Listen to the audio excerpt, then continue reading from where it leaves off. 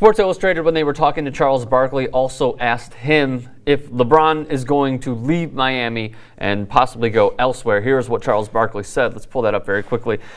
I've always personally hoped he would return to Cleveland. That's just my personal opinion. I think you've talked about this before. No, I have. You have, excuse me, you have. You would like to see him go back to Cleveland? Yeah, I think it's a good possibility. It's where he's from, so that matters. He'd love to win a championship there. It would be great. They'd welcome him back. That sort of, that They would welcome him back? No doubt about it? Yeah, they'd welcome him back. The team's good. And that's what annoys me the most about it. Sorry, continue. But I mean, it depends. We'll get to you. You know, I mean, keep in mind that most of the reaction to him leaving was, you know, it was emotional, and it was incredibly poorly handled. Like, I don't think there really would have been hardly any serious anger, other than sports fans who were inevitably angry anytime anybody leaves. Right. If he'd just said, if he'd held a press conference and said, I just feel like my best chance is to go to Miami. I love Cleveland, thank you, but I'm a free agent and I'm going. And then people would have been like, oh, I can't believe you're going. What's for dinner? You know? But it was handled incredibly poorly. But he's now acknowledged that, so let's move on. Jay? It's the same comparison. I mean, sure. Sports fans can have their reactions. They can go over the top. They can burn jerseys. They can rip down posters and signs and call them horrible names, which they did. Many did.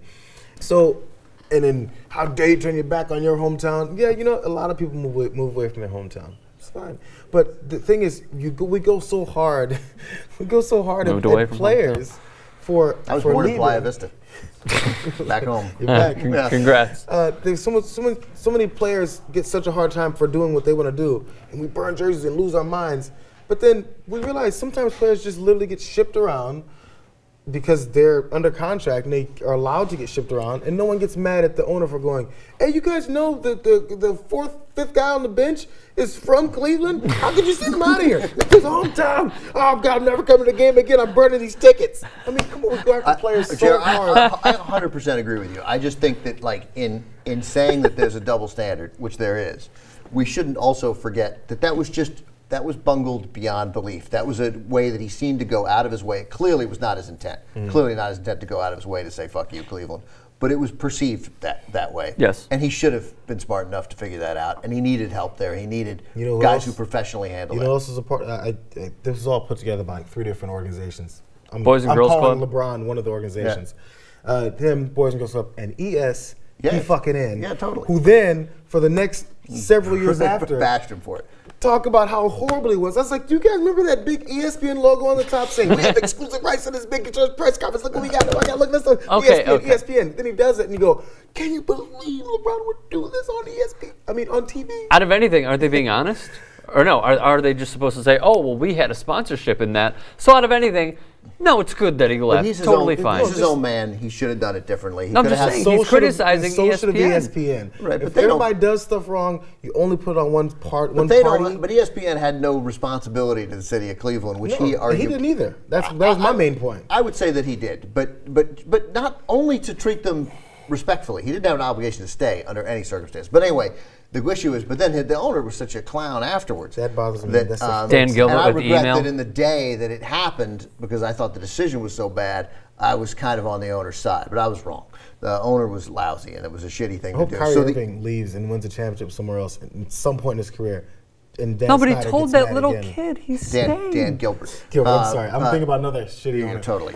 So that's it. Like, all this talk about him maybe going back to Cleveland, we'd have to presume that relationship could possibly be mended. And maybe it can't. But it would be nice. Do you remember the letter? I'd be surprised. Do you remember the letter Gilbert wrote?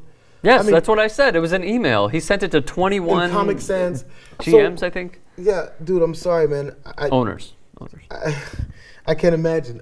Maybe I'm bitter. I feel like I let things go. I really do. I let things go pretty quick. But after all that, if I'm LeBron James and I get this kind of stuff from my owner, the owner of the team that I used to play for, I'm like, oh, yeah, dude, no, never again. I think you just swayed me. Both of you guys, with that entire argument. Out of anything, why would you go and join forces and give a guy more money, more revenue, build up the team once again, a guy who kind of backstabbed you in a way? Because in a way, by doing it, LeBron wins the argument. Because it's up to LeBron. There's nothing Dan Gilbert can do to sway him to come back. Like, LeBron either says, I love Cleveland, and winning a championship in Cleveland, the first ever NBA championship there, that would be great. So I'm going to end this fight. Even if you I'm hate gonna the end owner? this dude because, well, who cares? He doesn't have to speak to him ever. He literally never has to have a conversation with him. He could say to him, yeah, I'm going to sign with you guys. You can't come to the press conference. And, and Gilbert, I presume, would be like, okay.